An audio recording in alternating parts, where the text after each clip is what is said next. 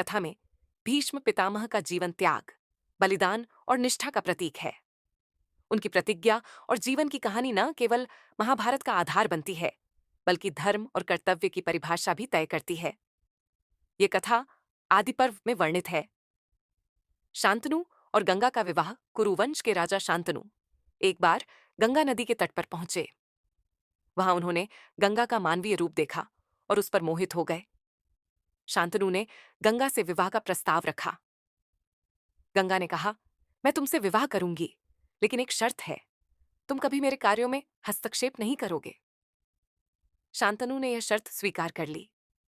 विवाह के बाद गंगा ने एक एक कर 7 पुत्रों को जन्म दिया, लेकिन उसने सभी को नदी में बहा दिया।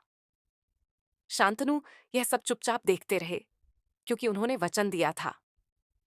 जब गंगा ने 8वें पुत्र को भी नदी में बहाने का प्रयास किया, तो शांतनु से रहा नहीं गया।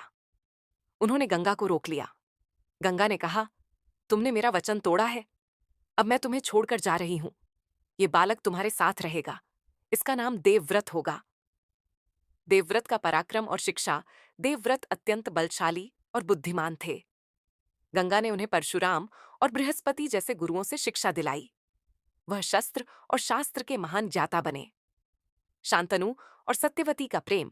कुछ समय बाद राजा शांतनु एक बार शिकार के दौरान सत्यवती नामक मछुआरन से मिले। सत्यवती गंधर्व वरदान से सुगंधित थी और अत्यंत सुंदर थी। शांतनु ने उससे विवाह का प्रस्ताव रखा, लेकिन सत्यवती के पिता ने शर्त रखी कि सत्यवती से पैदा होने वाला पुत्र ही राजगद्दी का उत्तराधिकारी होगा। शांतनु इस शर्त को मानने में असमर्थ थे, क्योंकि उनके पहले से ही देवव्रत जैसे योग्य पुत्र थे। देवव्रत की महान प्रतिज्ञा। जब देवव्रत को यह बात पता चली, तो उन्होंने अपने पिता के सुख के लिए सत्यवती के पिता से मिलने का निश्चय किया। उन्होंने सत्यवती के पिता को आश्वासन दिया कि वह राजगद्दी का त्याग करेंगे और सत्यवती के पुत्र को राजा बनाएंगे। जब सत्यवती के पिता को यह आशंका हुई कि देवव्रत के संतानें उनके पुत्रों के लिए खतरा बन सकती हैं, तो देवव्रत ने एक और प्रतिज्ञा ली। उन्होंने कहा, मैं आजीवन ब्रह्मचारी रहूंगा।